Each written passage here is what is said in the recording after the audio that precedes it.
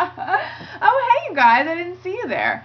I was just reading this book that one of my Twitter posts is in. Did I mention that I was published in this book? I did. A bunch of times. Okay, I'll just drop it.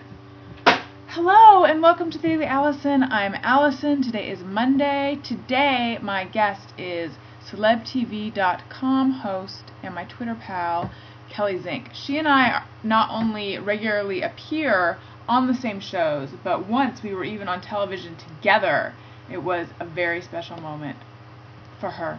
I am obnoxious. I realize that. I just hope that we can all take it with a grain of salt. It's not the real me. It's just akin to the real me. Anyway, I talked with her about all sorts of stuff, so take a look. Hello, Kelli Zink. You are on live tape with the Daily Alison. How's it going?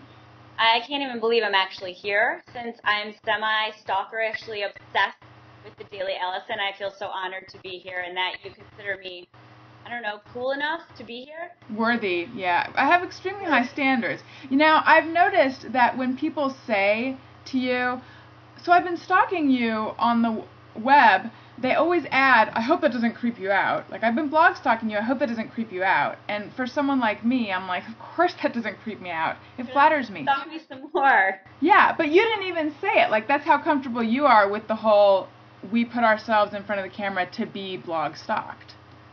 Well, now what I've done is I've created a private Facebook page because it was getting a little bit out of control. Like, I didn't even know where my friends were anymore, and I've got all these people, you know, maybe showing up where I was eating dinner. So not that I'm even close to being cool enough to have a private page, but it's nice because now when somebody invites me to a party, I get the actual invite.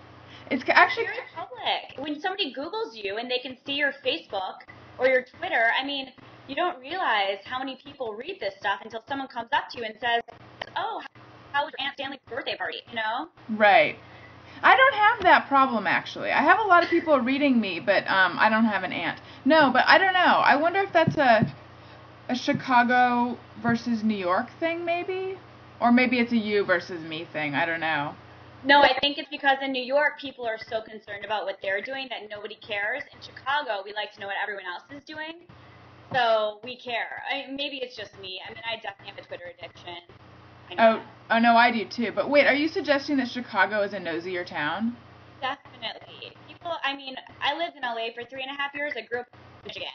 Okay. And, you know, you see people at the grocery store, how's your daughter, son, girlfriend, boyfriend? You go out to LA, nobody cares. Because same thing as New York, everyone's so involved with their projects. Mm-hmm. Come back to Chicago, it's not that exciting. I mean, it's the most amazing town here, but it's not Hollywood or New York, so everyone wants to know what everyone else is doing. Right.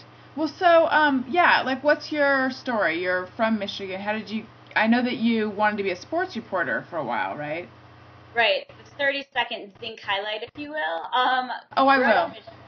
Grew up in Michigan, went to Michigan State, and I was a cheerleader there. There was a production truck outside of one of the basketball games for Fox, so I knocked on the door after the game. I'm like, I'll do anything for an internship, PG, anything. Then I did a reality show for ESPN called Bag, Borrow, and Deal. Wait, what was it called? Bag, Borrow, and Deal. Oh, wow. Yeah, and the premise was we crossed the country with no money and nothing on us except for our license.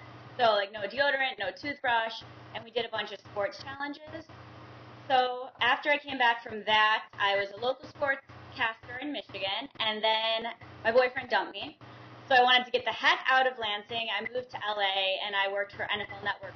So, then I decided, okay, LA, enough. Time to move back to the Midwest, be normal, grow up, stop dancing on tables with starlets. So I came back to Chicago, and I took what I thought was a sports job. In the interview, the guy from Entertainment Tonight, who is helping to start celebtv.com, starts talking about Nicole Richie being pregnant and all these celebrity issues. I thought, you know what a great change. Fresh start, moved to Chicago to cover entertainment. So I came to Chicago to run their assignment desk, and our host got pregnant. So they asked me to fill in, and at that point I looked totally different, and I was comfortable being off camera. So after a few tweaks and adjustments, yada, yada, yada, now I'm the host. That was way longer than 30 seconds. Sorry. I know. No, I'm just kidding. Sorry. No, it's okay. Wait, I have so many questions. How did you look different? Well, for one thing, I had my hair is naturally very dark and curly. My hair is naturally dark and curly. See? I get it straightened. You blow. It's a lot of work, right? Yeah, well, it's less work now that I started doing the Japanese straightening. Before, I used to like pull it dry, and then if it was raining, I would be depressed. So. See? And it really inhibits you from, I don't want to work out, I don't want to sweat, or I can't go to this thing because it's raining. It's right, crazy. right.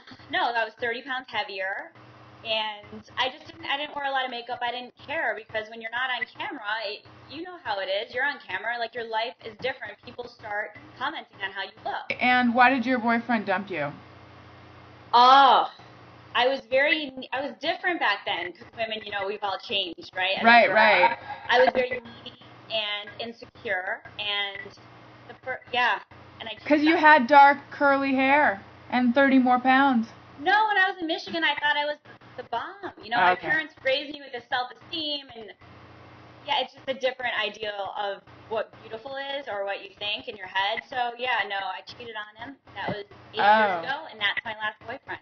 So I was watching some of the Celeb TV videos earlier, and for viewers, if you haven't checked out the celebtv.com site, definitely check it out. You could spend oodles of time there because there's so much to look at. And those videos are so well done and so well produced. Are you how do those come together? Thank you. That's what we're trying. There's so many celebrity entertainment blogs and websites out there. So what we do that we think sets us apart is we do produce these pieces. We have editors, we have producers, writers, great camera guy. I write. I don't shoot or edit any of the stuff, so I can't take the credit for that. An amazing team. And then what we do is we throw those out to the world, to the YouTubes and the Comcast.net. So that's where most people see our stuff. Zink is such an awesome last name. Is that your real last name? It is. Kelli Zink. And if I ever do get married, if some guy is drunk enough and agrees to it, I don't think I'm going to change my name. What do you think about that? I don't think, women not changing their name, that's a huge debate, too. Yeah. See, with me, I'm not in love with my last name at all, so I feel like if something better comes down the pike, I might go for it. What if he has a horrible last name? Then I'm going to stick with Rosen, It's just, it's situational, so. I'll be honest, the older we get, the more I'll deal with as far as, like, what I want in a guy, and the less I'm willing to give up. Like, but when I was younger, it's like, he has to be this tall, he has to be this religion, or this. Now, I don't really care. I don't even care if he has 2 legs. If he's awesome and smart and funny, Right. But I'm not giving up Zink. I remember at one point, after I graduated college, I felt that probably I would be best suited for someone who had a graduate degree in English literature. That's how specific I was then. And now it's just like, no, my priorities have definitely changed. Now I feel like it's important to me that he be sort of at the same place in life that I am and kind of want the same things. And it's just a totally different shift in, it's less about like specific interests or qualities he has than like place in life that he is. Would you date somebody that's not in the industry? Yeah, I would, although I tend to meet people who are in the industry and I have a lot in common with them, but that's not a prerequisite at all. What about you? I would like to date someone in the industry, but on the outside. Like, not an actor, not an athlete, but the agents, the managers, the writers, because those people get it and they don't get frustrated with my selfish schedule, but I don't want to date someone in the public eye. Right. No way. Plus, no offense, some actors are a little, Oh, yes. No, I do know. All right, well, thank you very much. Thank you. Talk to you later. Bye.